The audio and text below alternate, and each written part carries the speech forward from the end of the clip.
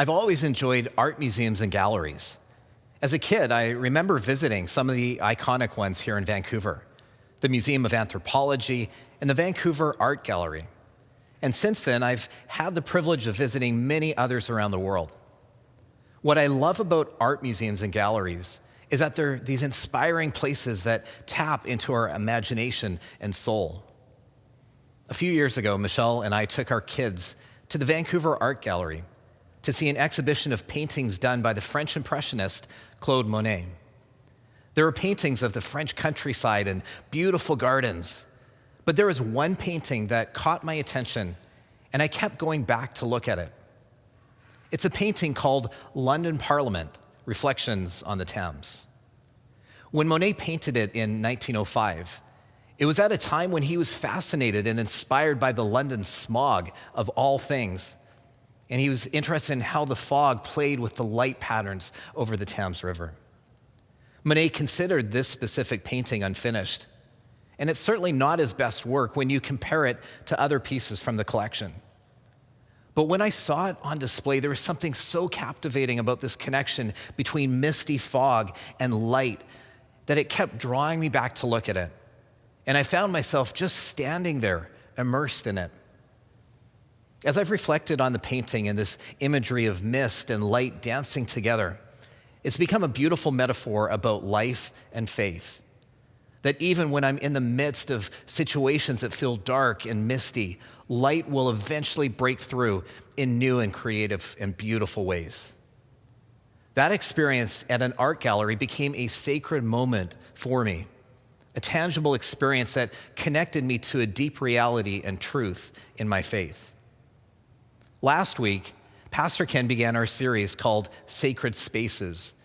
And just like we did last summer, we're filming each message from a different location around our city that can speak to us and allow us to experience God in fresh and creative ways.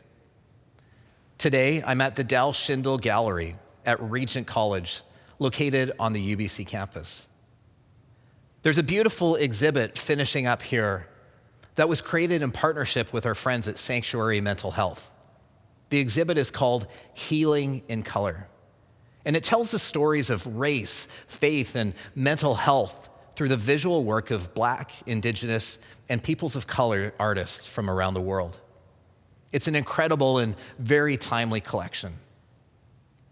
Art galleries are places of inspiration, where we can find ourselves drawn towards a piece of art because it connects to us, or it raises a compelling question that we can't let go of, or we hear the story that birthed it and it pulls a deep response out of us.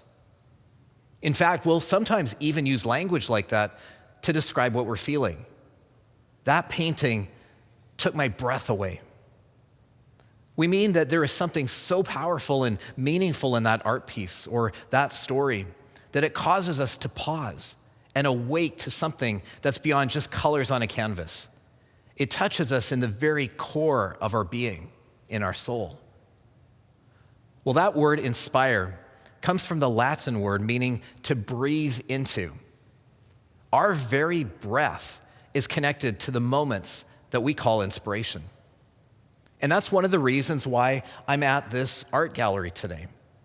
I'm surrounded by these beautiful and moving paintings of artists who have discovered faith and hope, even in the midst of difficulty and dark, misty times.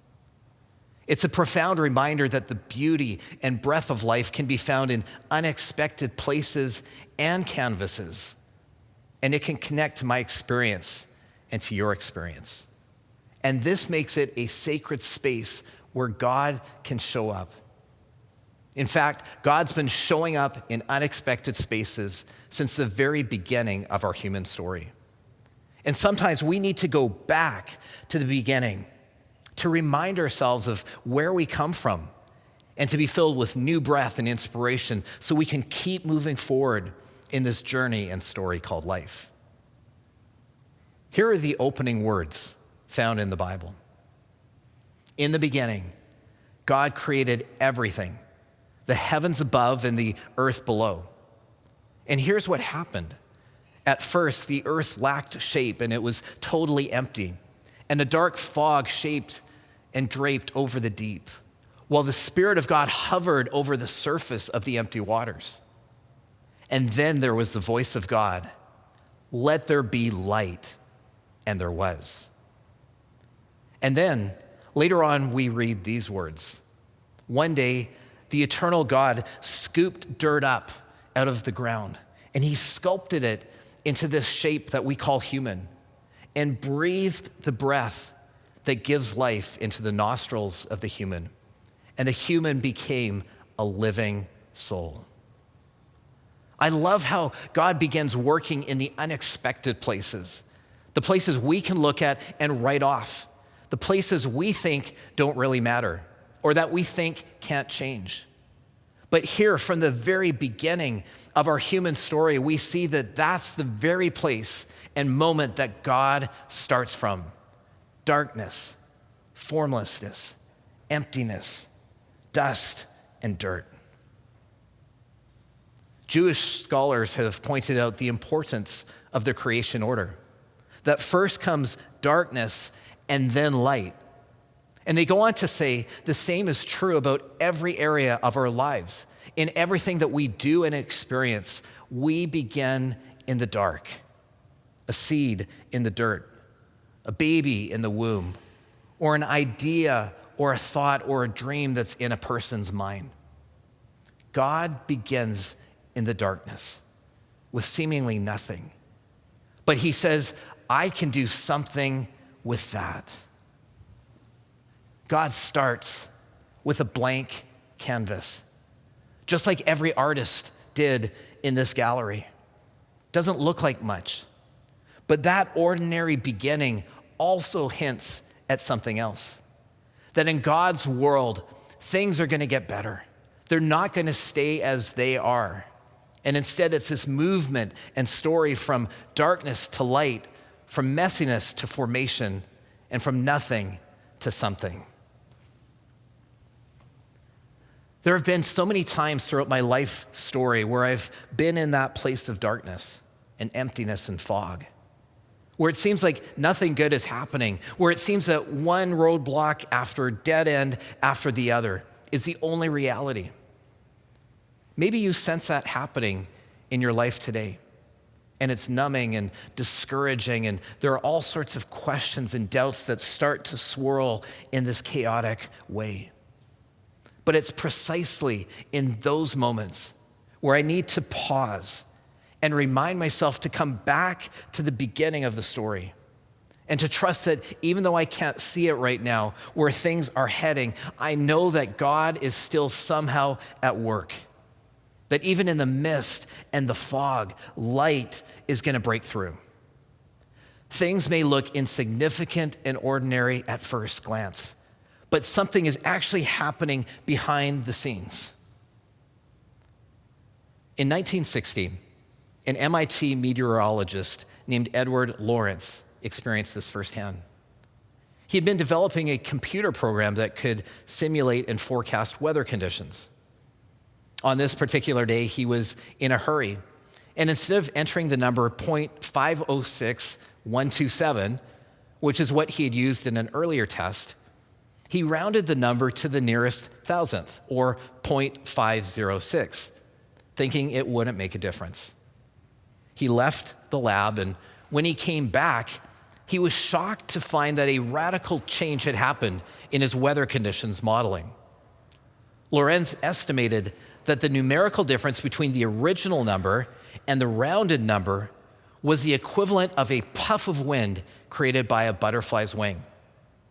He concluded that a minor event like the flapping of a butterfly's wing could conceivably alter wind currents and to eventually change weather patterns and conditions thousands of miles away.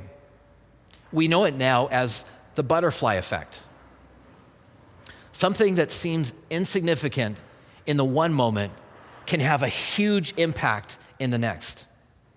I think something like that is happening here in the opening verses of the Bible story, where we read that the Spirit of God is fluttering and hovering over the darkness.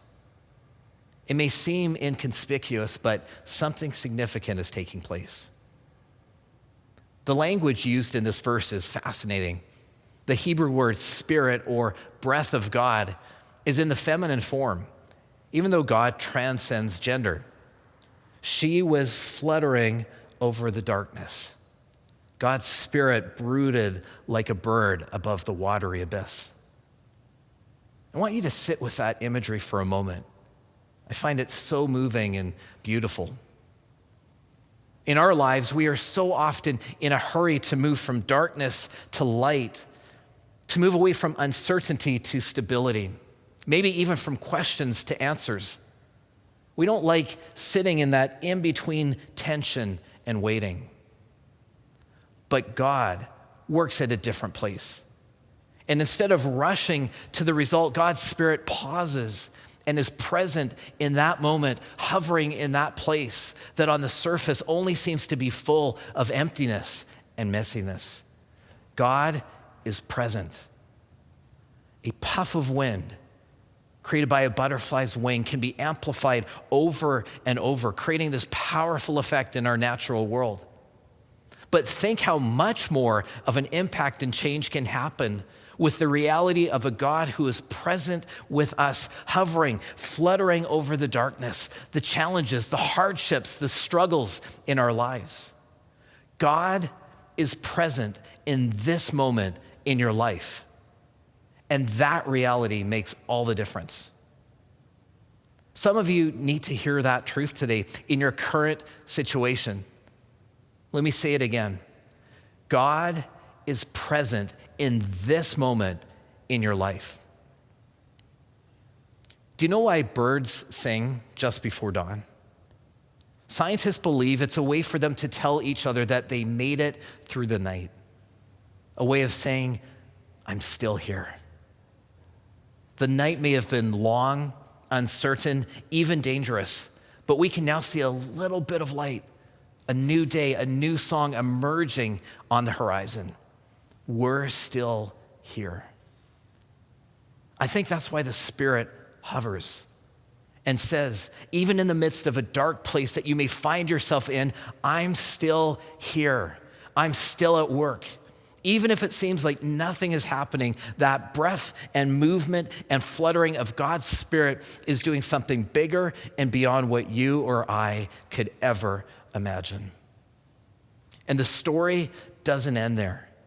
The same breath that spoke things into existence at the beginning of the story, the same breath that exhaled our world into being, is the very same breath we inhale, the breath inside of us.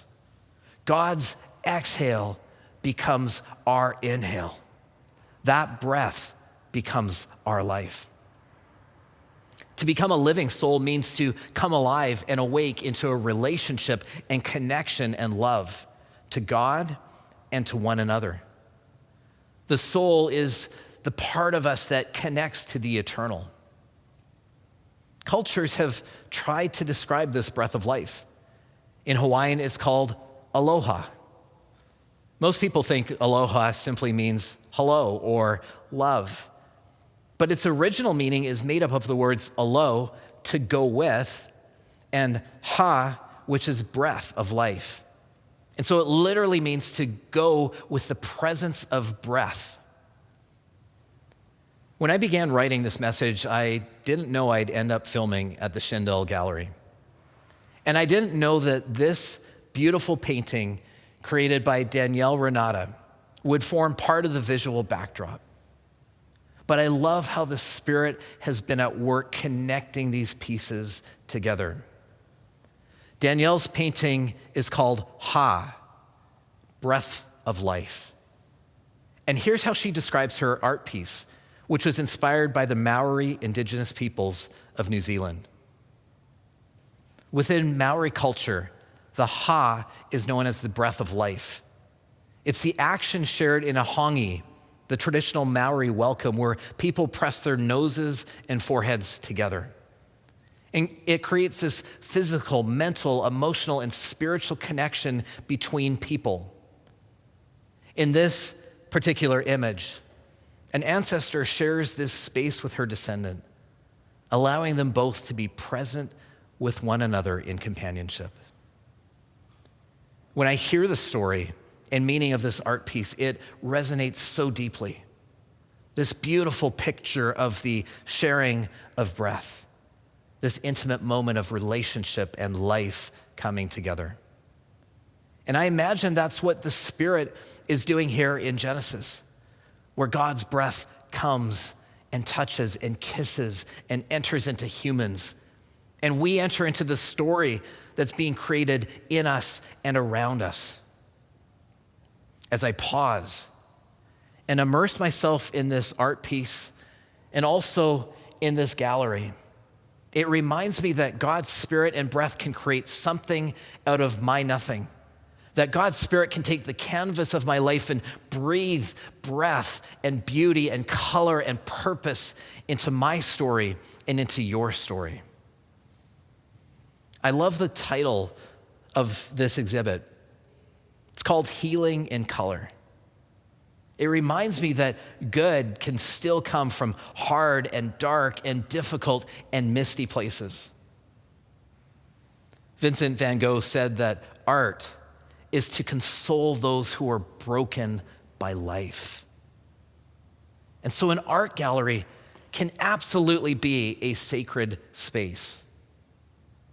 No matter where you find yourself today, know that God isn't finished with you. You are a work in progress. You may be in a place where it feels like there's no way out.